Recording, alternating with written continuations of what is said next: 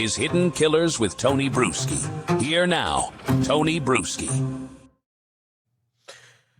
From the outside, the Delphi case has always looked deceptively simple. Two young girls vanish on a February afternoon. A grainy image from a cell phone captures a man walking on a bridge. A muffled voice says, "Down the hill." And for years, investigators insist they are closing in. People assume the machinery is working. The process is functioning.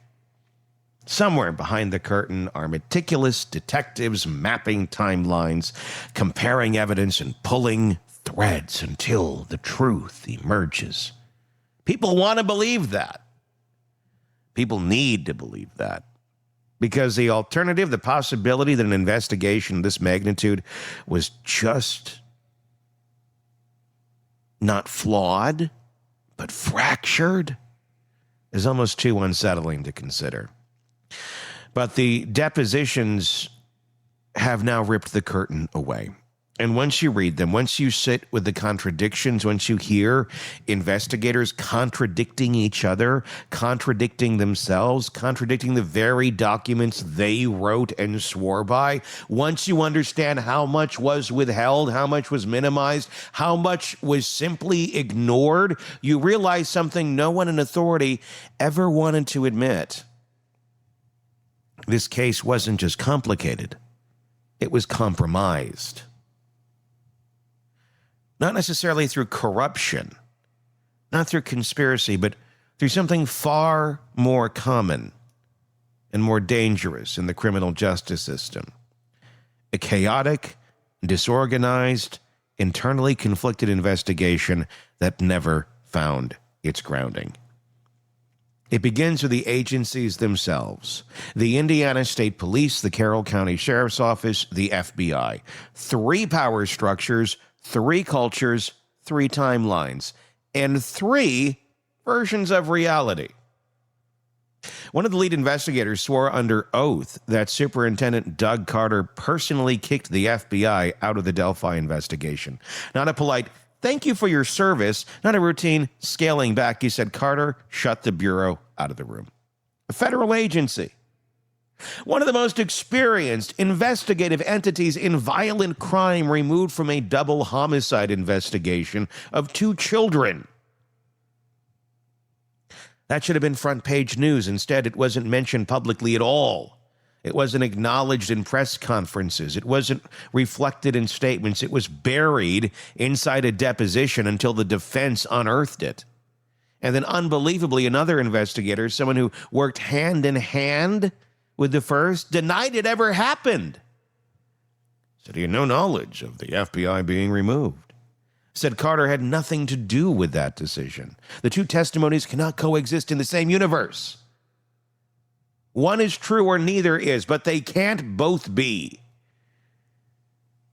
And that theme, internal contradiction, repeats through every corner of this case. Take the behavioral analysis unit. In most states, in most investigations, when the BAU weighs in, people listen. It's not gospel, but it is significant. They've profiled serial killers, ritual killers, spree killers, lone offenders, group offenders. They've identified patterns in scenes most investigators have never encountered. And when you examined Delphi, when they examined Delphi early on, their reported conclusion was stunning. Indicators of Nordic belief systems, Odinism, ritualistic staging, symbolic elements coming from the FBI. Not just some guy in the woods going, "You know, this kind of looks like a TV show I saw once. Kind of Nordic-y." No, this is the behavioral analysis unit of the FBI saying, we think this might be what's going on down here. And what do the Delphi local investigators do? Nah, we're good. Can you step out of the room, please?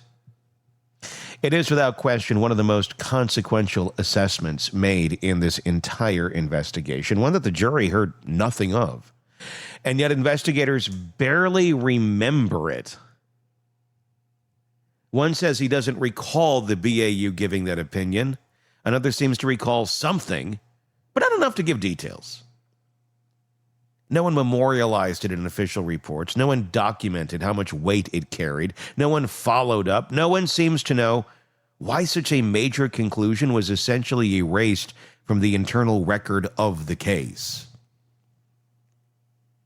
Then, 6 years after the murders, a small-town assistant police chief in Rushville, someone not even assigned to Carroll County, writes a memo outlining Odinist suspects' symbolic parallels, runic patterns, blood correspondence, social media connections, and in that memo, he references the BAU assessment. It survived only because he wrote it down, not because anyone at the top of the investigation treated it as important. And once the internal chaos becomes clear, the timeline, the supported backbone or supposed backbone of this case, it all starts to fall apart under its own weight. Investigators pretended the timeline was definitive. Abby and Libby arrive at the trail at a certain time. The man is spotted around a certain time. Witnesses place him nearing the bridge. And all of it leads, they say, to one logical conclusion. Richard Allen was there. He was the man on the bridge. He encountered the girls. He committed the murders. Never mind, the man on the tape on the bridge looks nothing like Richard Allen.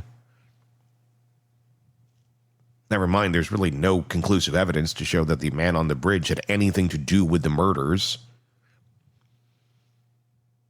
So when you go back to the actual witness statements, not the summaries, not the press releases, not the affidavits, the deposition testimony reveals something else entirely.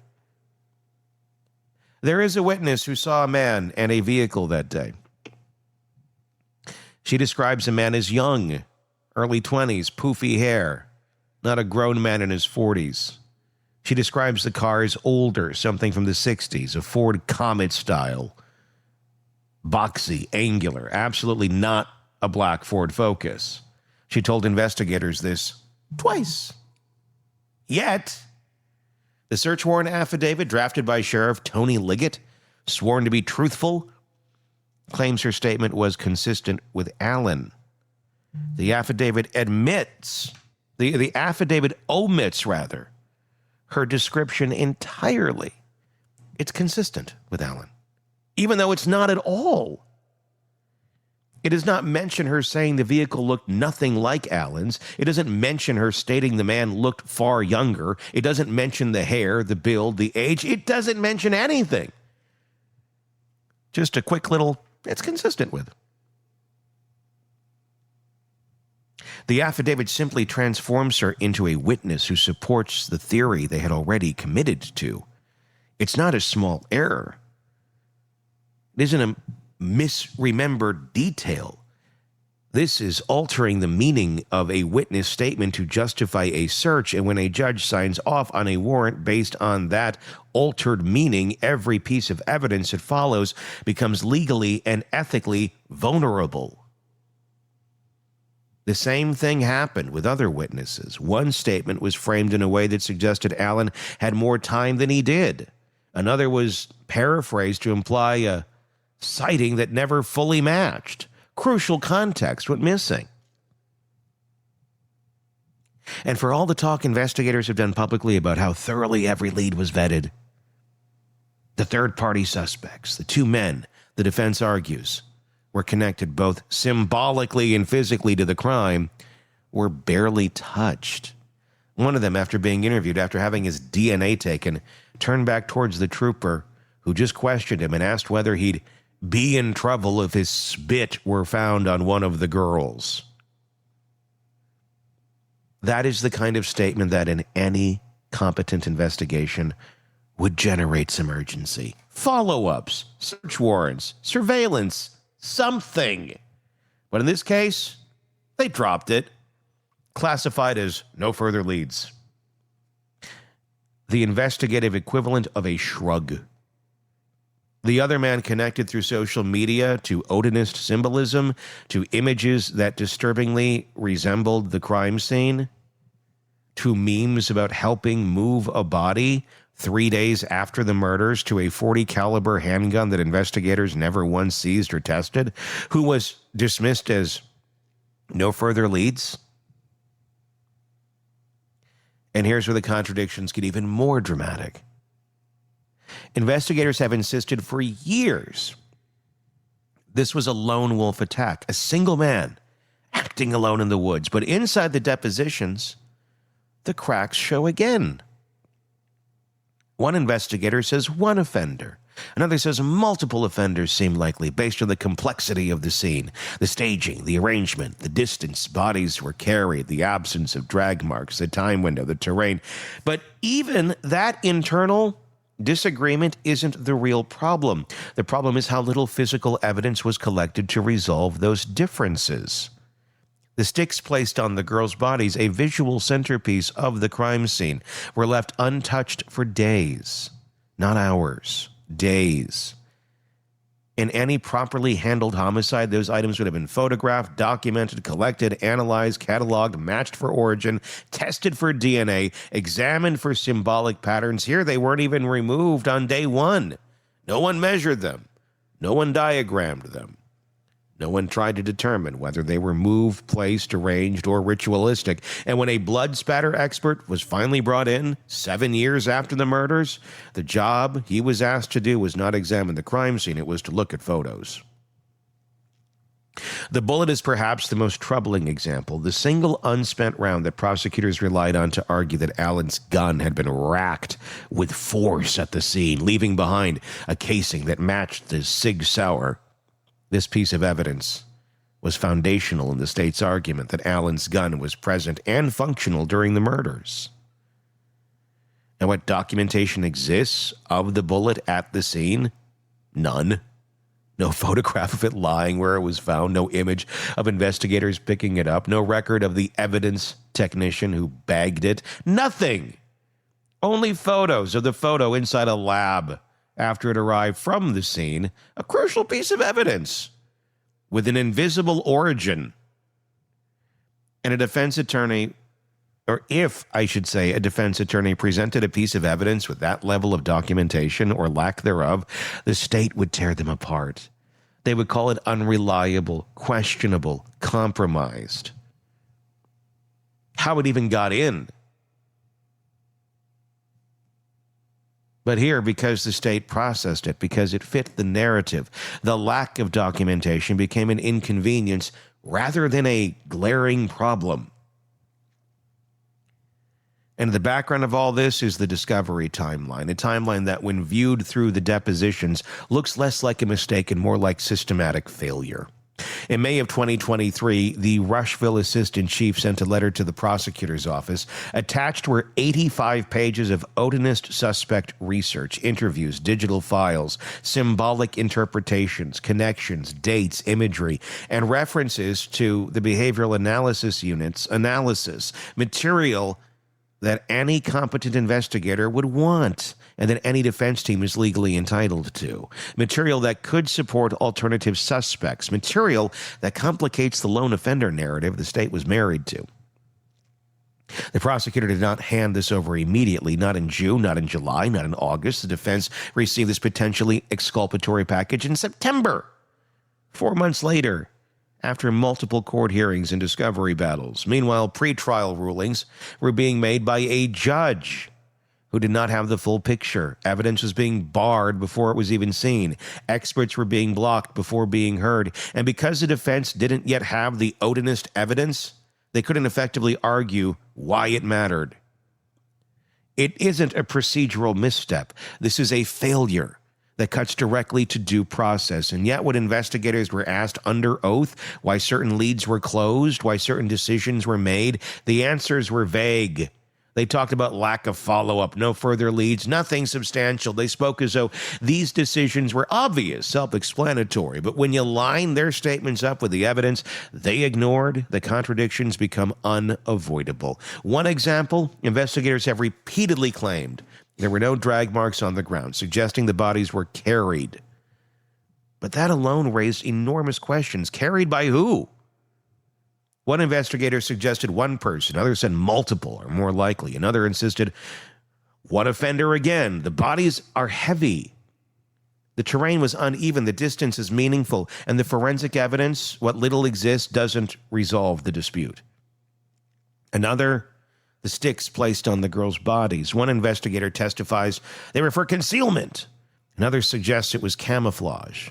Then a prosecutor at trial floats the idea of an undoing, a psychological concept that investigators never previously invoked. This was the prosecution's own idea, and yet, when the defense argued that this opened the door to discussing alternative symbolic meanings, including Odinist interpretations, the judge slammed that door shut hard. This is a pattern, and the depositions are the roadmap. The deeper you go, the more chaotic the entire investigative process becomes. It looks reactive rather than proactive. It looks like an investigation that never stabilized, that never locked in its internal logic, that changed direction whenever pressure increased, and that ultimately settled on a suspect because they needed one, not because the evidence demanded one.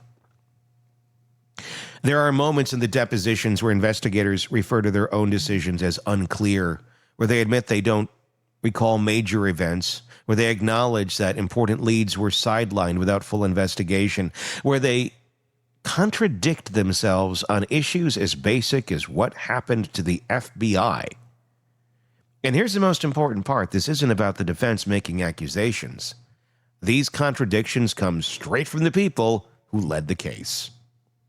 Those gaps come from their own mouths. The inconsistencies aren't a narrative being imposed. They are the narrative revealed through sworn statements.